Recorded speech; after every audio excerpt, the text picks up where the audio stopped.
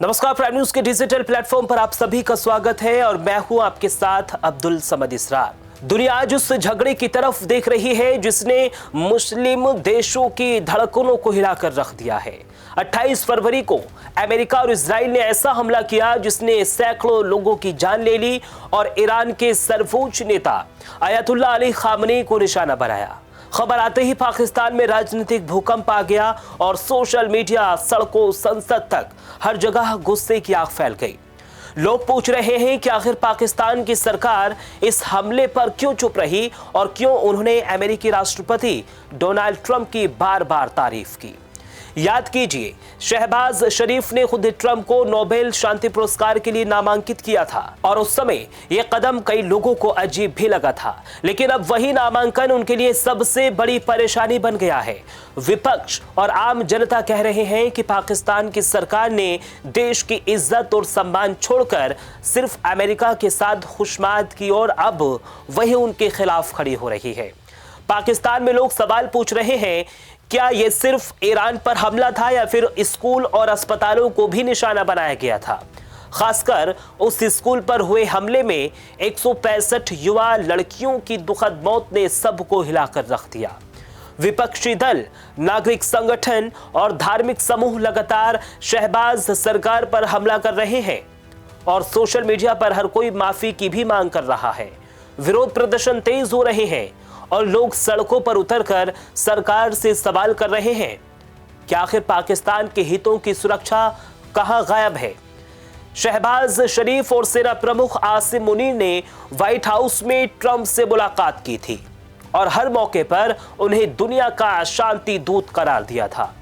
भारत पाकिस्तान युद्ध विराम का श्रेय भी पाकिस्तान ने ट्रंप को दिया और ट्रंप की तारीफ करते हुए कहा कि उन्होंने क्षेत्र में शांति कायम की, लेकिन अब वही तारीफ उनके लिए खिलाफ खड़ी हो गई है। विपक्ष और आम जनता का कहना है कि ये सिर्फ राजनीतिक चापलूसी नहीं बल्कि देश की इज्जत और सम्मान का सवाल है।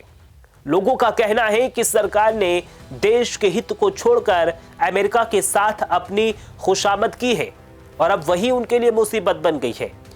सोशल मीडिया पर गुस्से की लहर तेज है, विरोध प्रदर्शन लगातार बढ़ रहे हैं और विपक्षी दल शहबाज सरकार पर दबाव बना रहे हैं कि वो इस हमले में देश से माफी मांगे। लेकिन कहानी यही खत्म नहीं होती। पाकिस्तान के अंदर हर कोई ये जानना चाहता है कि आखिर सरकार ने इस मुद्दे पर चुप्पी क्यों साधी। क्या ये चुप्पी सिर्फ राजनीतिक रणनीति है या फिर देश की सुरक्षा और कूटनीति का हिस्सा है। अमेरिका हमले के बाद ट्रंप और आसिम मुनीर के बीच संबंध एक बार फिर से चर्चा में आ गए हैं। पाकिस्तान की जनता सवाल कर रही है, क्या हमारी सरकार ने अपने लोगों के हित के बजाय सिर्फ विदेश नेताओं की खुशामद की है और क्या यही कारण है कि अब विरोध प्रदर्शन तेज हो रहे हैं।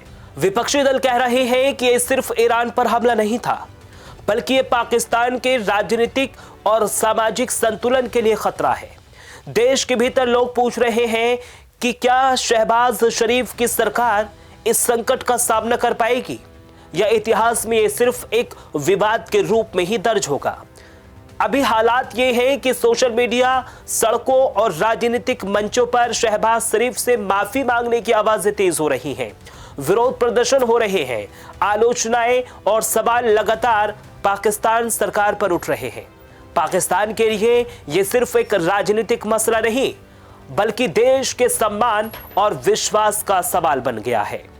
अमेरिका, ईरान, पाकिस्तान और ट्रंप, ये कहानी अभी खत्म नहीं हुई है और इसके अगले मोड़ पर भी सनसनीखेज होंगे।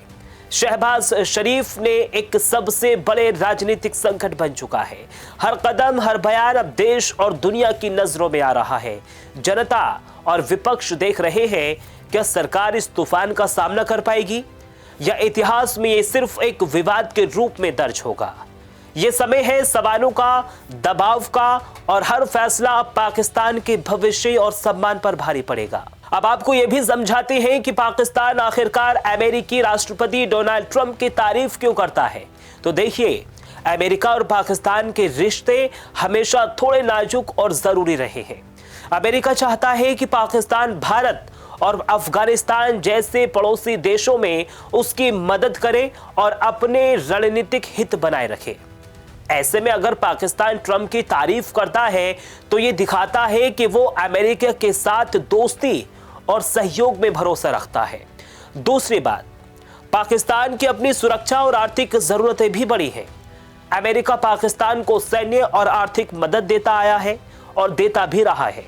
अगर पाकिस्तान खुले तौर पर ट्रंप की तारीफ नहीं करेगा तो फिर अमेरिका नाराज हो सकता है, मदद रुक सकती है और सेना की योजनाओं पर असर भी पड़ सकता है। इसलिए सरकार के लिए यह जरूरी बन जाता है कि वो ट्रंप को शांति का दूत बताए और तारीफ भी करे। तीसरी वजह है कि पाकिस्तान अपने पड़ोसी देशों और क्षेत्रीय स्थिति में भी मजबूत दिखना चाहता है। ट्रंप की तारीफ करने से पाकिस्तान को अंतर्राष्ट्रीय मंच पर अमेरिका का समर्थन मिलता है, जिससे उसे राजनीतिक ताकत मिलती है। अगर तारीफ नहीं करेगा तो ये लगेगा कि पाकिस्तान अमेरिका के प्रभाव से दूर जा रहा है और इसे कूटनीतिक दबाव भी बढ़ सकता है। लेकिन हकीकत यह है कि कदम हमेशा जनता को पसंद नहीं आता। जब अमेरिका ने ईरान पर हमला किया और स्कूलों को निशाना बनाया तो ट्रंप की तारीफ करना पाकिस्तानी लोगों के लिए मुश्किल हो गया है। विपक्ष और नागरिक समाज सवाल उठा रहे हैं कि क्या हमारी सरकार ने देश और मुस्लिम दुनिया की भावनाओं की अनदेखी की? तो भाई यही वजह है कि पाकिस्तान ट्रंप की तारीफ करता है। अगर तारीफ नहीं करेगा तो अमेरिका नाराज हो सकता है, मदद कम हो सकती है, अंतर्राष्ट्रीय दबाव बढ़ सकता है और पाकिस्तान के क्षेत्रीय हित खतरे में पड़ सकते हैं। यही कारण है कि शहबाज शरीफ और सेना प्रमुख आसिम मुनीर बार बार ट्रंप की तारीफ करते हैं और उन्हें शांति का दूत बताते हैं। पाकिस्तान की तारीफ सिर्फ दिखावा नहीं बल्कि उसकी सुरक्षा, पैसा और कूटनीति का हिस्सा भी है। अगर तारीफ नहीं करेगा तो उसे आर्थिक, सैन्य और राजनीतिक दबाव भुगतना पड़ सकता है। ये खेल अभी खत्म नहीं हुआ है और आगे आने वाले समय में इसके मोड़ और भी ज्यादा दिलचस्प और सनसनीखेज हो सकते हैं। अब आपको थोड़ा पाकिस्तान की संरचना के बारे में भी बताते हैं।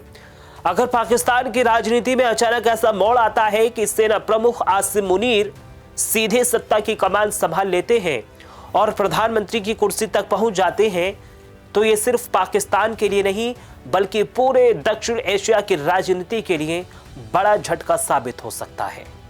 क्योंकि पाकिस्तान का इतिहास बताता है कि जब भी सेना सीधे सत्ता में आई तब देश में लोकतंत्र कमजोर हुआ है और राजनीतिक टकराव ज्यादा बढ़ा है।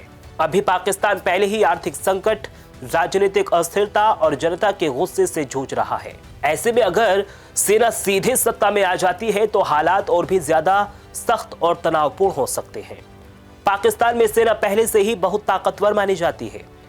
कई विश्लेषक मानते हैं कि देश की असली शक्ति अक्सर सैन्य नेतृत्व के हाथों में ही रहती है। लेकिन अगर वही सैन्य नेतृत्व औपचारिक रूप से प्रधानमंत्री बन जाए तो इसका मतलब होगा कि पाकिस्तान एक तरह से फिर से सैन्य शासन की तरफ बढ़ रहा है। इससे विपक्षी दलों और लोकतांत्रिक संस्थाओं में भारी बेचैनी पैदा हो सकती है। सड़कों पर विरोध प्रदर्शन बढ़ सकते हैं। राजनीतिक दल इसे लोकतंत्र पर हमला बता सकते हैं और देश के अंदर एक नया सत्ता संघर्ष शुरू हो सकता है।